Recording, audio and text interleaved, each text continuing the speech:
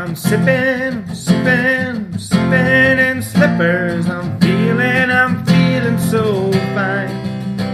There's nothing, no, there's nothing better than drinking a fine glass of wine. So put on your slippers and pour me some wine. Red, white, or rosé, we'll have a good time. And maybe a Chianti or a nice Chardonnay. How about a Merlot or a cheeky Viognier? Italian or French or Rioja from Spain. 6 bottles later and it all tastes the same. And it might taste turkey and it can taste cherry. And it can sometimes taste like a strawberry. So Cap Frank and Capsule in a long taxi home. Wrong turn at Tuscany and ended up at Rome. So take off your slippers and put down the glass. Just drink from the bottle cause you're drunk off your butt. Sippin', sippin', sippin' in slippers. I'm feeling so fine. There's nothing, ain't nothing, no, there's nothing better than drinking a fine glass of wine.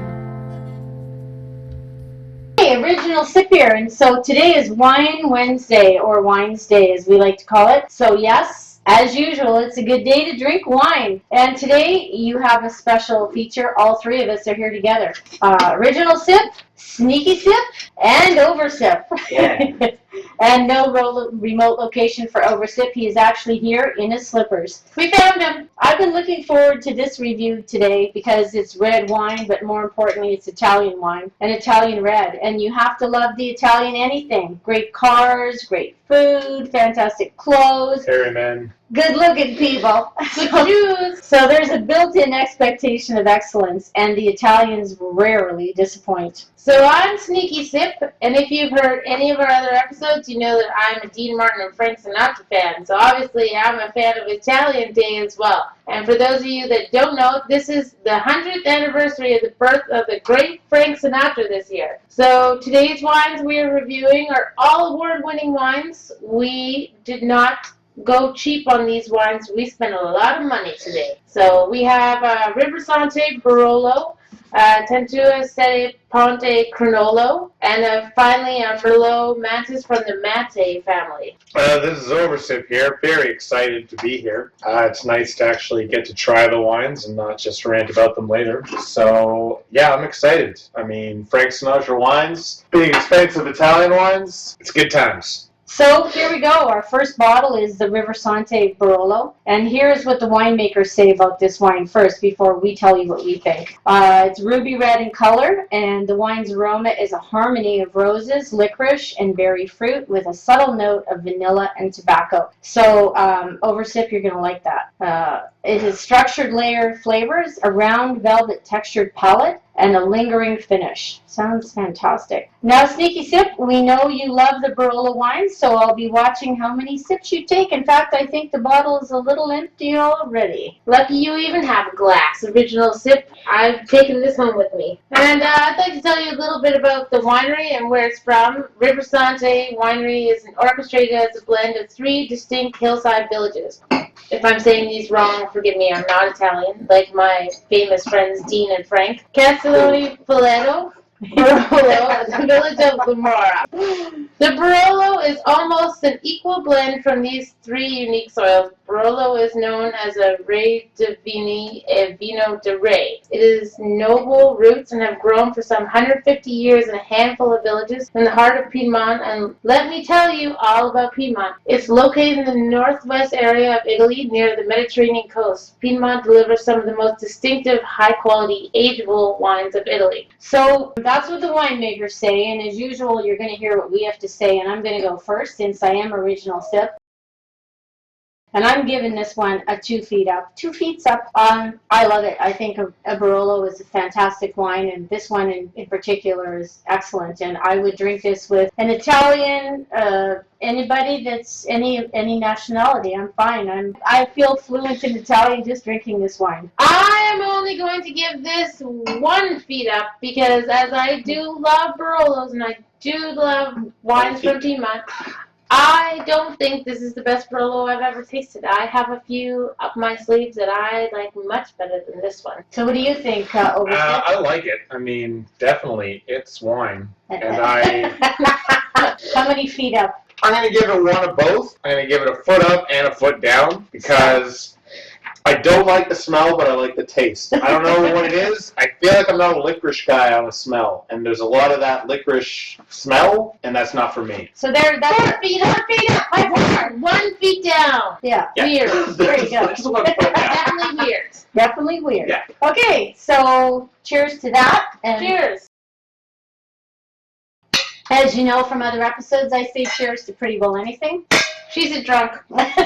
I'm a connoisseur. I'm a connoisseur of wines. So wine enthusiast. I'm a wine enthusiast. Now on to the next one. The Tenuta Sette Ponti Crognolo, 2012. Man, say it with some flourish. Here's what the winemakers say. Clay and sand soils as well as Tuscany special stone galastro limestone combined with ideal sun exposure and a climate tempered by the Mediterranean provide an ideal climate for the Sangiovese grape. Low yields of excellent quality hand-harvested fruits ensure a rich and concentrated result. Following hand sorting, destemming, grapes are fermented in a combination of temperature-controlled and line-open tanks. Crognolo is an aged French Allier Barrique and in a bottle. I don't know. That was a lot of words for one wine. What do you have to say, Oversip, on that little intro? I mean, that was a lot of words. I basically skipped out on almost all of that. But I mean, I feel like we need to definitely add some flourish to these Italian names. I mean, it's got to be, a little molto bene, not just molto bene. So Well, it is a 95-point award-winning wine, so. And now as we finish up our glasses of the first one, because we've had more than one, we better get ready for the second one. And while you're doing that, I'll tell you a little something about the winery and where it's located. The estate of Sette Ponti lies in the heart of the Chianti zone, 15 miles northwest of the city of Arzero, just past the village of San Giustino Valdarno. Yeah.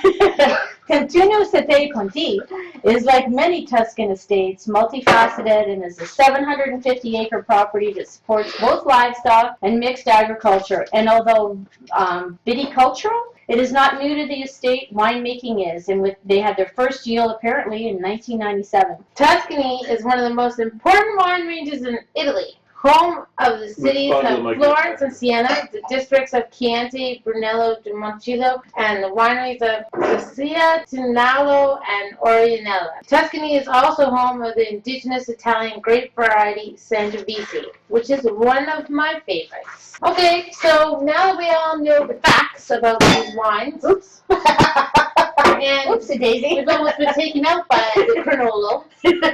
What do we have to say about the delicious taste of the Crognolo? I like saying Crognolo, that's for sure. It's fun. Crognolo Toscana.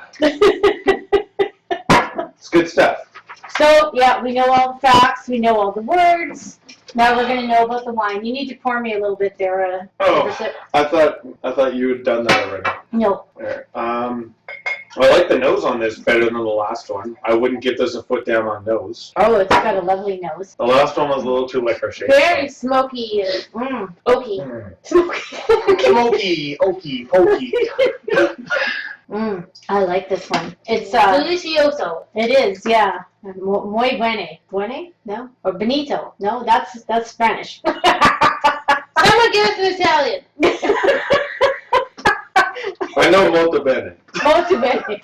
Okay, I'm going to give this a 2 feet up. Sorry, it's a 2 feet up for me because I love most things Italian. Anyone that has that many words to describe one bottle of wine and it smells oaky and smoky gets a 2 feet up for me as well. So that's 4 feet up so far. What do you think, Oversip? This is going to get 1 foot up.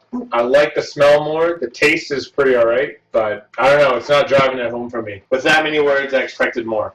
So, I'm giving it 1. 95 points would disagree with you. 1, I don't know where that base is on the foot scale. So, you know what that maybe is? We've given them 95 points on the foot scale. Okay, sipsters, drink up because we're going on to bottle number 3. So, Pizza pie. Rockstar. Okay, so I can see from bottle number 3,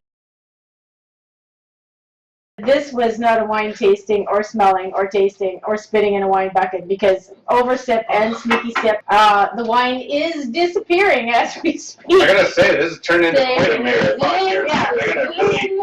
I gotta speed up on these drinks to get to my next glass of wine. This third bottle hazardous. is typically a favorite for me, a Merlot, and this is a Merlot Mantus, a wine with 91 points. So I don't know how many feet that is when we just... Exactly, you don't know the feet or point scale. This is from the famous family, the Mattei family in Italy, who are one of the top wineries to visit and buy from in Italy. And apparently it's the James Suckling winner, Italy's best Merlot. What do you say about that, Oversip? I do not like that name, the James Suckling winner. That's a Doesn't sound attractive. That's not the name of the wine, that's an award. James Suckling is quite the name to be known, and he is quite the person to give awards if you want an award. I don't want to run into James Suckling. Until we become really famous, James Suckling is the person to listen to, but in a couple more episodes, we'll be the ones to listen to. So let's knock the other one back because we got to get ready. Now, tell us a little bit more about this while we get ready for this to actually do our own tasting. All right, this is soft and silky red with hints of toasted oak and dried fruit. Lots of berry flavors, full of body, flavorful finish with wonderful aromas of blueberries and cream, followed through to a full body with well-integrated tannins and a medium finish. A bit about the winery. The Mattei family estate is located on 2 private hills in the temperate SeaWorld zone of Monticello. This is a Roman vineyard 2,000 years ago, and 7 campi of marvelously varied terroir lie between 300 and 400 meters above sea level, totaling 7 hectares among the Mediterranean woods of herbs and wild fruit. They were designed by Fabrizio Moltar, agronomos to Angelo Gaha. The clones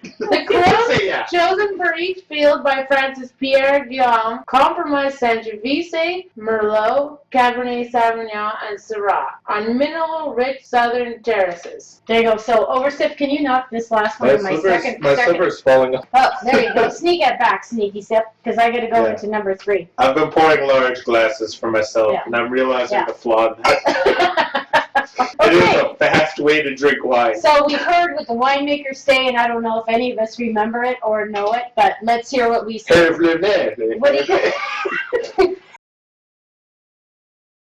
What do you rate this wine as, Oversip? 1, 2? We're at this already? This is me? Starting it off. Shoot. Yeah. Number 3, what do you think? 2 feet? 1 feet? 1 feet down? 1 foot up? Feet? Foot? I don't know. I like this one the most, but I don't want to give away my 2 feet. You know, I don't want to just say, like, I'll do that casually. It was voted Italian's best Merlot. That's a big deal.